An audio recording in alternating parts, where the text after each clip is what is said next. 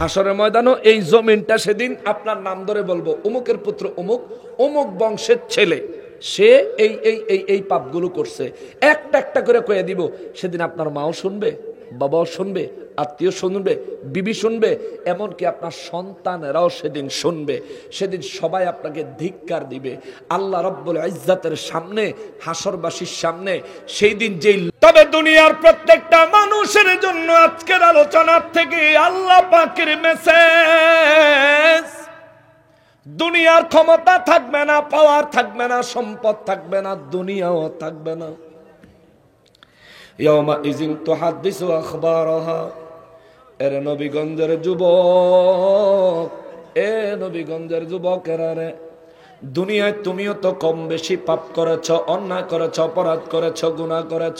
তবে মনে রাখিও, তোমার গুনাহগুলির খবরে জমিন হাসরের ময়দানে প্রকাশ করে দিবে। আজ তুমি তোমার বন্ধু সহ মিলেমিশে যেই অন্যায়টা করেছ, এই অন্যায়টা তোমার বন্ধু যায় তোমার মার কাছে, বাবার কাছে যদি বলে দেয়, তুমি তোমার বন্ধুর সাথে চিরদিনের জন্য সম্পর্ক ভঙ্গ করে ফেলবা, তার সাথে আর কোনো সম্পর্ক রাখবা না। কারণ তোমার মা বাবার কাছে তোমার ইমেজ খাটো করে দিছে। আমি শেষ করে দিই, আপনারা কষ্ট হয়ে যেতেছে, আমি বুঝতেছি। 12টা 22, মোটামুটি আর 8টা মিনিট সময় দেন। 8 মিনিট টাইম দিবেন ইনশাআল্লাহ। তবে নাই, আরে রাহো, খারাপ পাগলামি করো না। তার আর শীতে ধরছে বা যেতেছে কে, দেখো না। আচ্ছা আচ্ছা, আইবো, হ্যাঁ আবার আইবো নাকি? আচ্ছা আচ্ছা আচ্ছা, অনেকে আছে দূরের, তারা হয়তো যাইতে পারে। আচ্ছা যান, অসুবিধা নেই। কিন্তু আরো যারা আছি আমরা, এখনো 3 ওয়াজের মানুষ আছে আলহামদুলিল্লাহ। 1 ওয়াজ না, আমি মনে করি 3 ওয়াজের মানুষ আছে। তবে আপনারা যদি একটু তাওয়াজ্জু নিয়ে বসেন, আজকে এখান থেকে একটা পরিবর্তনের মেসেজ নিয়ে যাইতে পারবেন। একটা পরিবর্তনের মেসেজ শুনেন। আপনার বন্ধু যদি আপনার কোনো গোপন কথা গিয়ে আপনার মারে বাবারে কয়া দেয়, আপনি ওই বন্ধুর সাথে আর কোনো সম্পর্ক রাখবেন? যে তুই আমার মা বাবার কাছে তুই আমার বেজ্জতি করলি, রাখতেন? কেন?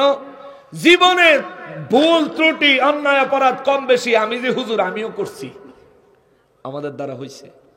এগুলোর জন্য তওবা না কইরে আল্লাহর কাছ থেকে এগুলো মাফ না করে যদি মরে যান, হাসরের ময়দানও এই জমিনটা সেদিন আপনার নাম ধরে বলবো, অমুকের পুত্র অমুক, অমুক বংশের ছেলে, সে এই এই এই এই পাপগুলো করছে, একটা একটা করে কয়ে দিব। সেদিন আপনার মাও শুনবে, বাবাও শুনবে, আত্মীয় শুনবে, বিবি শুনবে, এমনকি আপনার সন্তানেরাও সেদিন শুনবে। সেদিন সবাই আপনাকে ধিক্কার দিবে আল্লাহ রব্বুল ইজ্জাতের সামনে, হাসরবাসীর সামনে। সেই দিন যেই লজ্জাটা পাবেন, নবী বলেন এই লজ্জাটা জাহান্নামের আযাবের চাইতেও অনেক কঠিন শাস্তি হবে। আল্লাহু আকবার। এই লজ্জাটা জাহান্নামের আযাবের থেকেও কঠিন হবে। নবী বলেন, যখনই জমিন মানুষের পাপের কথা নাম ধরে বলতে থাকবে, যার নাম বলবে সে মনে মনে আক্ষেপ করবে, যদি আল্লাহ জমিন যদি আমার পাপের কথা না কওয়াইয়া আল্লাহ যদি আমার জাহান্নামে নিক্ষেপ করে দিত তাও ভালো হইতো। এমন লজ্জা মানুষ পাবে। ওই দিনের লজ্জা থেকে আল্লাহ আমাদেরকে হেফাজত করেন, জোরে বলেন আমিন। আল্লাহ আমাদের অতীত জীবনের সমস্ত গুনাহগুলি মাফ করেন, বলি আমিন। আল্লাহ আমাদের বর্তমান এবং ভবিষ্যৎ জীবন রহমত এবং বরকতপূর্ণ করেন, বলি আমিন। আমি সূরাটা কি শেষ করব? আমি যদি বিস্তারিত আলোচনা করতাম এটা আরো দীর্ঘ সময় লাগতো। তো আমি চাচ্ছি আপনাদের জন্য অন্তত সংক্ষিপ্ত চাইতে একটু বেশি, সংক্ষিপ্ত না মানে সংক্ষিপ্ত চাইতে একটু বেশি, বিস্তারিত চাইতে একটু কম, এর মধ্যে মধ্যম পন্থা রাইখা আপনাদেরকে সূরাটা সম্পর্কে ধারণা দিতে। সারা জীবন তো পড়লেন ইদা যুলজিলাতিল আরদু জিলজালাহা, আসলে আল্লাহ কি কইছে এটা তো বুঝার চেষ্টা করলেন না। আজকে বুঝে যান। শোনেন, আল্লাহ কয় বিআন্না রাব্বাকা আওহালাহা, আমি আল্লাহ জমিনকে নির্দেশ দিব, জমিন সবার পাপের খবর, নেকের খবর বলে দিবে। আল্লাহ তারপরে বান্দারে ধরব। আল্লাহ দইরা সর্বপ্রথম জিজ্ঞাসা করবে তুমি নামাজ পড়ছনি? সর্বপ্রথম আমার আল্লাহ জিজ্ঞেস করবেন তুমি নামাজ পড়ছনি?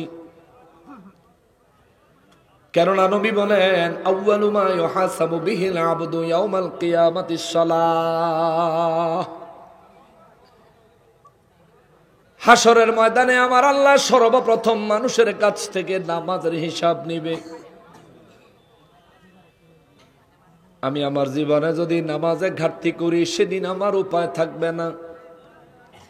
নবী বলেন, নামাজের হিসাব যে ব্যক্তি সুন্দরভাবে দিতে পারবে ওই ব্যক্তির পরবর্তী হিসাবগুলো আমার আল্লাহ সহজ করে দিবেন। 2 নম্বরে আমার রব্বুল ইজ্জাত বান্দার নেক এবং গুনাহগুলি মিজানে ওজন করবেন।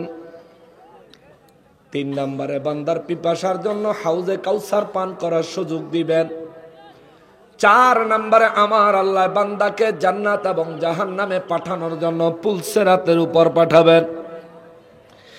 এই জন্য আল্লাহ কুরআনুল কারীমে বলেন, ইয়াউমা ইযি ইয়াসদুরুন নাসু আশতাতা, সেদিন মানুষগুলো দলে দলে দলে দলে, জান্নাতীরা জান্নাতে আর জাহান্নামীরা জাহান্নামে প্রবেশ করবে। চিৎকার দিয়া বলেন আল্লাহু আকবার। সেদিন আপনি কি দলে দলে জান্নাতে যেতে চান না জাহান্নামে? কোথায় যেতে চান? যদি জান্নাতে যেতে চান জান্নাতি কাজ করা লাগবে। জান্নাতে যাইতে চাইলে একটাই শর্ত, অন্যায় করা যাবে না, কোন অন্যায় করা যাইতো না, এইটাই শর্ত। আল্লাহ বলেন লিউরাউ আমালাহুম, সেদিন সবার আমলনামাগুলি আমি আল্লাহ দেখায়া দিব। আল্লাহু আকবার। আমার আমলনামাও দেখাইবো, আপনাদের আমলনামাও দেখাইবো। ওই দিনটারে ভয় করেন।